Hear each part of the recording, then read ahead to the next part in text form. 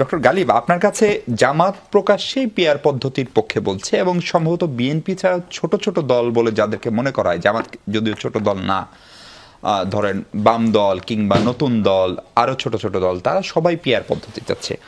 অনেকে বলছেন এইটার দুটো উদ্দেশ্য। একটা উদ্দেশ্য হচ্ছে বিএনপি যেন 200-র উপরে আসন না পেয়ে যায়, মানে একটা যেটা এনসিপি বা বৈষম্য ছাত্র আন্দোলন শুরু থেকে বলছিল, এক ফ্যাসিবাদকে সরিয়ে আরেকটা ফ্যাসিবাদ আমরা কায়েম করতে চাই না। ফলে এটা বিএনপির বিরোধিতা করার জন্যই কি জামাত আসলে পিয়ার পদ্ধতি চাচ্ছে?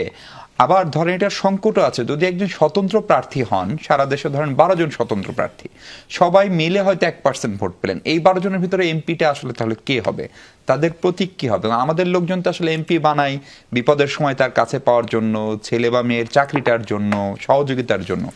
তো উনি তো জানেন না যে কে তার এমপি হবে। ফলে এই সংকটগুলো কিভাবে আমরা দূর করব? ধন্যবাদ প্রথমে আমাকে ইনভাইট করার জন্য। আমরা যে বিষয় নিয়ে আলোচনা করতেছি, দেখেন পিআর প্রসেসটা মানে প্রথমে যেভাবে আসলো, যেটা অনেকগুলো দেশে কিন্তু এটা আছে, মানে অপরিচিত প্রসেস না যে ডেমোক্রেসিতে কেউ এটা হঠাৎ করে বানাচ্ছে, বিষয়টা এরকম না। পিআর প্রসেস আছে, তার কিছু ভালো দিক আছে, কিছু খারাপ দিক আছে, প্রোস কনস আছে, এবং আমাদের সার্বিকভাবে আলোচনা করে ডিসিশন নিতে হবে। তো ফান্ডামেন্টালি যেখান থেকে আসে, ধরেন আমার 300 আসন, দুইটা রাজনৈতিক বড় বড় দল ইলেকশন করতেছে, একটা দল প্রত্যেক আসনে 1 ভোট করে হেরে গেল, তাহলে দুইটা দলের মধ্যে একেবারে কাউন্টে থিওরিটিক্যালি বা ভোটের পার্থক্য হবে, অথবা জাস্ট 300 ভোটের পার্থক্য হবে, তার 49 point something and 50 point something. কিন্তু আসনের দিক থেকে এটা হইতে পারে 100 and 0, একটা দল টোটাল 300 আসন পাইতে পারে, আর একটা দল 0 আসন পাইতে পারে। তাহলে এখানে একটা ইনকনসিস্টেন্সি তৈরি হইতেছে, তাই না? এই ইনকনসিস্টেন্সিটা থেকে আমরা যাতে ওভারকাম করতে পারি, তো পিআর এর ফিলসফি হলো এটা, থিওরিটিক্যালি এটা ঠিক আছে, নাম্বার 1।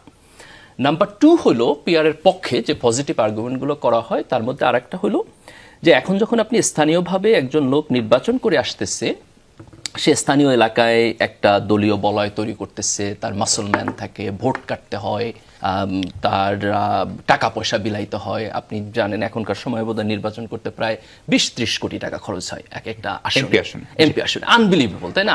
আমি কোনোদিনই রাজনীতিতে যাই এটা করতে পারবো না। তো এই যে মানি এবং মাসলম্যানের যে প্র্যাকটিস, তো পিআর প্রসেসে গেলে যেত ফোকাসটা ব্যক্তি থেকে সরে গিয়ে দলে চলে যাবে, তখন এই জিনিসটা এখানে কমে যাবে। এই দুইটা হচ্ছে ফান্ডামেন্টাল আর্গুমেন্ট, যে আমরা যে ইনকনসিস্টেন্সিটা আছে সেটাকে ওভারকাম করতে পারবো, আর হচ্ছে মানি এবং মাসলম্যানের যেই আপনার প্রভাবটা আছে এটাকে আমরা কমায় আনতে পারবো। আমি একটা ছোট্ট আমি একটু শেষ করি, প্রসেস তারপর আসেন। তো এটা হচ্ছে তার প্রস। নেগেটিভ যেটা দিক, যেটা সাইদ আব্দুল্লাহ বলল, যে একটা হচ্ছে যে গভর্নমেন্ট ইনস্টেবল হতে পারে। তার কারণ হলো যেহেতু একক সংখ্যাগরিষ্ঠতা কেউ কম পাবে, তাহলে দেখা যাবে যে 2-3টা পার্টি তারা মিলেমিশে একসাথে সরকার করতে হবে, এই ইনস্টেবিলিটি সেখানে আছে। আরেকটা